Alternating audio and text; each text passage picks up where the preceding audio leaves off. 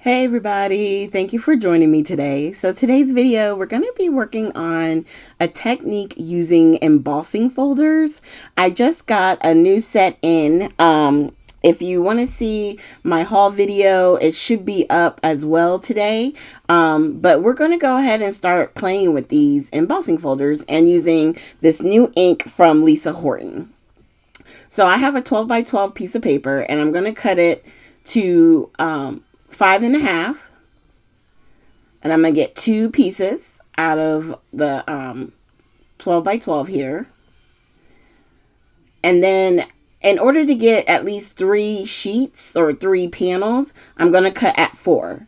So before we actually make cards with these that we're making, we will have to shorten them.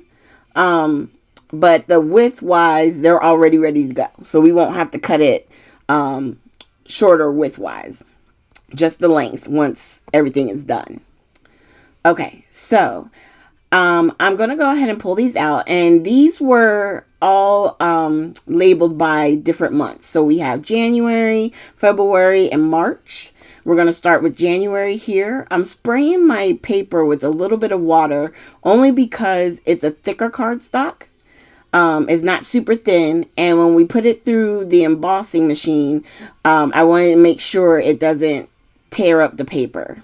So I'm just giving it a little bit of a wetness for it to go through. Now here you're seeing me attempt to use my Spellbinders, what's it call it? Die cutting machine, right? I've had this one because I have these really big dies, and when I first started crafting, I got this so that it would work because it was through the Spellbinders that I got these dies from. Well, these particular folders are so 3D, they're actually not working with this particular machine. I'm going to keep kind of fiddling with it, trying to fight it. I got it suctioned to my table, but it's still like the plates weren't going through. And no matter how hard I was pressing with my body, I couldn't get it to go. And I'm like, this is the sandwich. It's the A plate and the B plate and your embossing folder. And the only thing I could think of is because, like I said, these embossing folders are 3D. And so they're a little bit thicker than your plain, just regular embossing folders. So here I gave up and I grabbed my Gemini. I had to figure out a way to get it to my desk. And let me tell you, way better. And I just let it go through the machine. It makes a lot of crazy noise, but thankfully I do voiceover so you guys don't have to suffer. So look at that 3D image. Now you could technically leave this exactly as it is and just have it be a beautiful white on white background. That would be so elegant and nice. Or put a little piece of ribbon around it with a sentiment. You can keep them simple. You really can. But for our purposes, we want to play, right? So we're going to do one more. This is actually the February folder. And we're going to go ahead and put that through. And then I'm going to set the Gemini to the side, and I'm going to show you guys what we're going to do with the embossing folders, which is going to be fun. All right, so let's get this off to the side here. And now what we're going to do, we're going to start playing with these inks. So these are by Lisa Horton. And they are premium dye-based metallic pigment ink. So they're like a pigment and a dye all in one. And they have this really beautiful metallic finish when it's done. They're so pretty.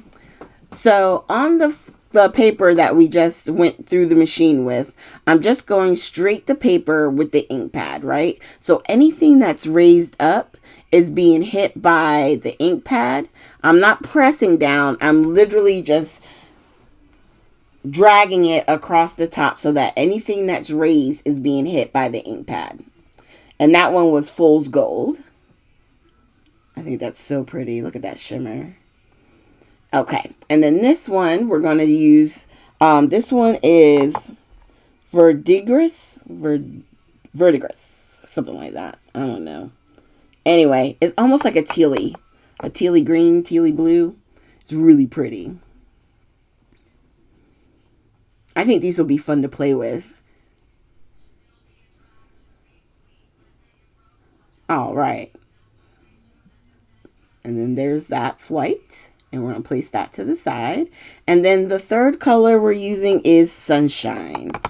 And this one I thought it would be really pretty with the daffodils. I believe they're daffodils. Yeah. And that was for March. And I just thought it would be really pretty. And I'm trying to be careful not to get my hands all inky and like mess up our card front. I think I make one boo-boo, but we're able to cover it up, so I'm not even going to really talk about it. But you just want to be careful. And then there's the yellow. Look at that shine. And then when they say sunshine, they mean sunshine. It is very shimmery. So those are those three, and we're going to place those off to the side. And now we want to play with our embossing folders. Now, I am so sorry. Right at this moment, my phone camera decided that it wanted to like do this weird update. Now, thankfully, I did catch it, so it was only a little bit of time there where it was a little wonky. But now what we're going to do is we're going to color the actual embossing folder. So what I've done is I tried to figure out which side felt like it was raised. And what I've learned now is that the bottom that I'm coloring up right now is actually the reversed. So you know how you have the raised part. Well, if you were to flip the paper over, it would look like it was going, it was more like debossed, right? Embossed means it comes up towards you, and debossed is when it's kind of going away. And that's what I wound up doing on these sides. So the part on the folder where it tells you the name and you can read it clearly, that's actually the emboss side. So you're going to see what I'm going to do here in a second. We just got to get our Gemini back up, which let me tell you, this Gemini is heavy. My little junior, I love my little mini, but I know I needed this one to get the embossing folders through. Okay. So we're going to go ahead and run that through, and I'm going to run them through twice because I wanted to make sure that, because it's ink, and I wanted to make sure it was really getting pressed in to the paper. So I do run it through twice. And then when I open this up is when I realize, oh, I did the reverse side. So you'll see here. Now that is actually pushed in. And so is this side.